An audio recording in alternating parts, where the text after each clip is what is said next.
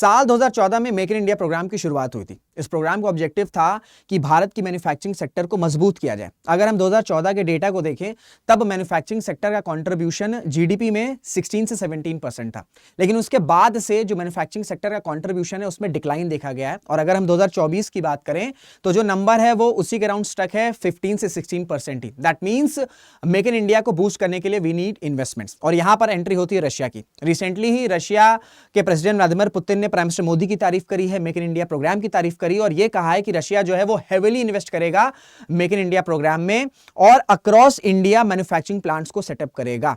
तो make in India में अगर रशिया की इन्वेस्टमेंट आती है तो वो किस तरीके से भारत की मैन्युफैक्चरिंग को बूस्ट कर सकता है। प्लस हम यह भी समझने की कोशिश करेंगे कि इस वक्त रशिया में इन्वेस्टमेंट की एंडलेस अपॉर्चुनिटीज है, तो कैसे भारत जो है उस एंडलेस अपॉर्चुनिटीज को कैप्चर कर सकता है। नमस्कार दोस्तों, मेरा नाम ऋषभ सिंह है and you are watching current affairs part by 247। इसी तरीके की लेटेस्ट इंफॉर्मेशन आपको चैनल पर मिला करती है, तो चैनल को सब्सक्राइब जरूर कर लीजिएगा। तो हुआ यह कि रशिया की कैपिटल मॉस्को में इन्वेस्टमेंट समिट चल रहा था, इन्वेस्टमेंट समिट अनाउंस किया गया था। वहां पर प्रेसिडेंट पुतिन ने प्राइम मिनिस्टर मोदी की तारीफ करी है, प्राइम मिनिस्टर मोदी की पॉलिसीज की तारीफ करी है, प्राइम मिनिस्टर मोदी के मेक इन इंडिया की तारीफ करी और यह कहा है कि रशिया जो है वो हेवीली इन्वेस्ट करेगा मेक इन इंडिया प्रोग्राम में और रशिया जो है वो अक्रॉस इंडिया मैन्युफैक्चरिंग प्लांट्स को सेटअप करेगा।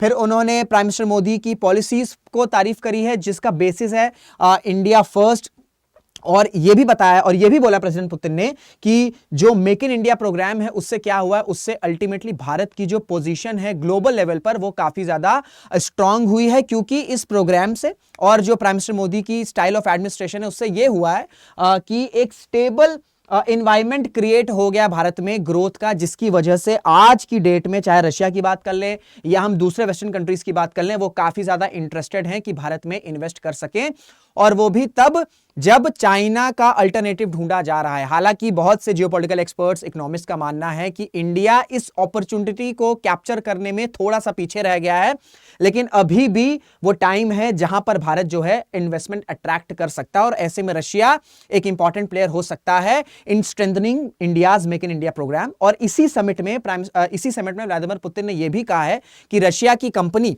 जिसका नाम है रोजनफेट, इसने रिसेंटली ही $20 बिलियन ऑलरेडी इन्वेस्ट कर दिए हैं इंडिया में। इसी समिट में प्राइम मिनिस्टर मोदी की तारीफ करी, मेक इन इंडिया प्रोग्राम की तारीफ करी। यह भी कहा व्लादिमीर पुतिन ने कि भारत के अक्रॉस इंडिया जो है रशिया सेटअप करेगा मैन्युफैक्चरिंग प्लांट्स को, और फिर यह भी कहा है कि ब्रिक नेशंस में कोऑपरेशन होनी चाहिए, ब्रिक नेशंस में जितने भी ब्रिक नेशंस को आपस में आना चाहिए और इंपॉर्टेंट की एरियाज को आइडेंटिफाई करना चाहिए जिससे जो कोऑपरेशन है वो ज्यादा से ज्यादा बढ़े। चाहे वो टूरिज्म का सेक्टर हो सकता है, चाहे वो ट्रेड का सेक्टर हो सकता है, चाहे वो डिफेंस का सेक्टर हो सकता है, कोई भी सेक्टर हो, उन सेक्टर्स को हमें आइडेंटिफाई करना होगा सो दैट हम वेस्टर्न सैंक्शंस को हम काउंटर कर सकें। तो व्लादिमीर पुतिन ने यह भी कहा है कि I urge my BRICS colleagues to evaluate the current situation in key areas of cooperation so that BRIC nations में कोऑपरेशन बढ़ सके, और जितनी ज्यादा कोऑपरेशन बढ़ेगी उतना ज्यादा वेस्टर्न सैंक्शंस को ब्रिक नेशंस जो है including China, including Russia, including India, उसे काउंटर कर सकेंगे।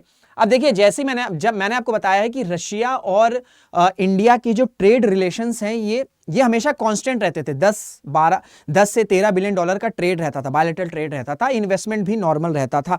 लेकिन 2022 के बाद से हमने सर्ज देखा है, एकाएक 50 से 60% का हमने ट्रेड में सर्ज देखा है। इसी वजह से आज की डेट में इंडिया बड़े लेवल पर इन्वेस्ट कर रहा है। इंडिया के भी बहुत सारे इन्वेस्टमेंट, अभी मैं आपको बताऊंगा, बहुत से लोगों को नहीं पता रहता है, सबको लगता है कि रशिया ही इन्वेस्ट कर रहा है, लेकिन इंडिया के भी काफी ज्यादा इन्वेस्टमेंट्स हैं रशिया में। इसी वजह से एक एमओयू भी साइन किया गया, एक अग्रीमेंट साइन किया गया था। आपको पता होगा कि रिसेंटली ही प्राइम मिनिस्टर मोदी जो है वो उन्होंने विजिट किया था मॉस्को में, वहां पर एक अग्रीमेंट साइन हुआ था, that is invest in India and invest in Russia, यानी कि भारत रशिया में इन्वेस्ट करेगा, रशिया भारत में इन्वेस्ट करेगा, और इससे दोनों के जो बायलैटरल रिलेशंस है वो भी मजबूत होंगे और ट्रेड भी मजबूत होगी और दोनों की इकोनॉमी भी मजबूत होगी।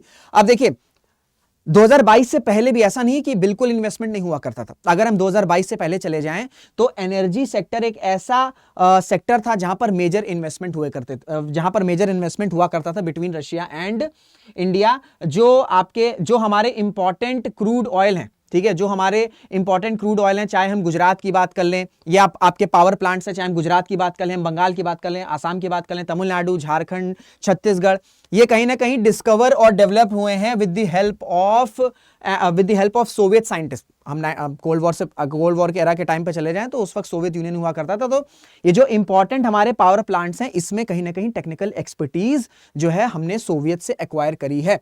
प्लस ये तो रशिया की इन्वेस्टमेंट हो गई, प्लस जो हमारी ऑयल कंपनीज हैं, चाहे हम ओएनजीसी विदेश लिमिटेड की बात कर लें, चाहे हम भारत पेट्रो रिसोर्सेज की बात कर लें, हम इंडियन ऑयल कॉरपोरेशन की बात कर लें, हम ऑयल इंडिया लिमिटेड की बात कर लें, इन्होंने भी अराउंड 16 बिलियन डॉलर जो है रशिया के एसेट, जो रशिया के पावर प्लांट्स हैं वहां पर इन्वेस्टमेंट करी है। तो ये जो इन्वेस्टमेंट है ना, ये दो तरफा, ऐसा नहीं कि सिर्फ सोवियत ने ही इन्वेस्टमेंट करी है। ओवर द ईयर जैसे जैसे इंडिया की इकोनॉमी ग्रो करी, वैसे वैसे इंडिया के इन्वेस्टमेंट्स भी रशिया के इंपॉर्टेंट ऑयल और गैस फील्ड में हमें देखने को मिले हैं। प्लस इसी समिट में, ये जो समिट हुआ था, ये जो विजिट हुआ था, इसी में नेचुरल गैस जैसे इंपॉर्टेंट आर्टिक LNG 2 है, इस पर भी डिस्कशन किया गया था। किस तरीके से भारत और रशिया कोल डिपॉजिट में इन्वेस्टमेंट्स कर सकते हैं, इस पर भी डिस्कशन किया गया था, क्योंकि अभी रशिया पर वेस्टर्न सैंक्शंस लगे हुए हैं। तो जो रशिया के इन्वेस्टर्स हैं, उनको एक डेस्टिनेशन चाहिए, एक ग्रोइंग इकोनॉमी चाहिए जहां पर वो इन्वेस्ट कर सकें। और दो ऑप्शंस है रशिया के पास, एक चाइना है और एक इंडिया है। लेकिन अगर हम इंडिया की बात करें तो ये एक डेमोक्रेटिक नेशन है, यहां पर ट्रांसपेरेंसी है, यहां पे जो चीजें हैं वो आपको सामने दिखती हैं, ये चीज चाइना में नहीं है। तो इसी वजह से जो रशिया के इन्वेस्टर्स हैं वो कहीं ना कहीं टिल्टेड हैं टुवर्ड्स इंडिया। इसी वजह से एक बहुत अच्छी अपॉर्चुनिटी है। प्लस हम सिर्फ एनर्जी या ऑयल या कोल डिपॉजिट या नेचुरल गैस पर ही डिपेंड नहीं है, या यहीं पर इन्वेस्टमेंट नहीं चल रहा है। चाहे हम फार्मास्यूटिकल्स की बात कर लें, चाहे मेडिकल इक्विपमेंट्स की बात कर ले, हम मेडिकल मटेरियल्स की बात कर ले, हम डिस्पोजेबल प्रोडक्ट्स की बात कर ले, हम कंस्ट्रक्शन या कंस्ट्रक्शन मटेरियल्स की बात कर ले, प्लास्टिक्स की बात कर ले, केमिकल्स की बात कर ले, गोल्ड माइनिंग की बात कर ले, क्लोथिंग, टी, कॉफी, स्पाइसेस, इन सब सेक्टर्स में, इन सब डिफरेंट सेक्टर्स में, स्पेशली रशिया यूक्रेन वॉर के बाद से हमने देखा है कि इंडिया का इन्वेस्टमेंट बढ़ा है, क्योंकि आज की डेट में रशिया में जो इन्वेस्टमेंट की अपॉर्चुनिटी है वो एंडलेस है। और ये आप डेटा से भी समझ सकते हैं। 2000 से 2005 तक, 2005 से 2010 तक, 2010 से 2015 तक, 2015 से 2020 तक, आप देख रहे हो कि एक कांस्टेंट है। ठीक है, एक कांस्टेंट है, बहुत ज्यादा डिफरेंस नहीं है। तो ऑब्वियस बात है 2000 के कंपेयर में आप 2010 पर आओगे तो बढ़ेगा ही, लेकिन 10 साल में ये कितना ही माइन्यूट डिफरेंस है। तो कुल मिला के 10 से 13 बिलियन डॉलर का ट्रेड आसपास रहता था। लेकिन 2022 से देखो कैसे 2022 से जंप आया, कैसे 2023 में खतरनाक जंप आया। लेकिन इसमें कंसर्निंग चीज और है, अगर हम देखेंगे यहां तक जो है वो इंपोर्ट्स है, यानी कि भारत इंपोर्ट ज्यादा कर रहा है, एक्सपोर्ट कम कर रहा है। 23 में भी इंडिया जो है वो इंपोर्ट ज्यादा कर रहा है, एक्सपोर्ट्स कम कर रहा है।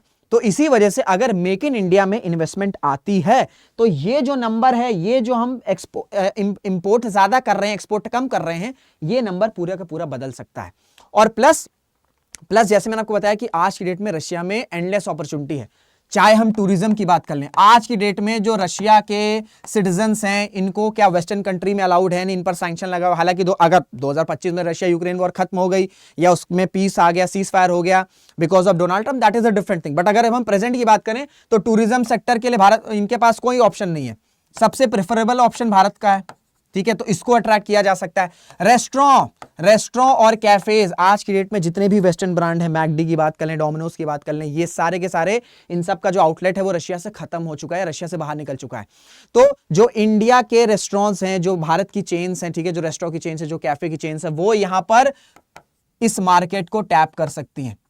ठीक है, इस मार्केट को टैप कर सकती है। तो चाहे हम टूरिज्म की बात कर लें, हम कैफेज की बात कर लें, हम रेस्टोरेंट की बात कर लें, और डिफेंस की बात कर लें, और जो मैंने आपको सेक्टर्स बताए, चाहे क्लोथिंग हो, टी हो, कॉफी हो, फार्मास्यूटिकल्स हो, एंडलेस ऑप्शन है। अगर ये रशिया है तो रशिया में हर एक डायमेंशन में भारत जो है वो इन्वेस्ट कर सकता है।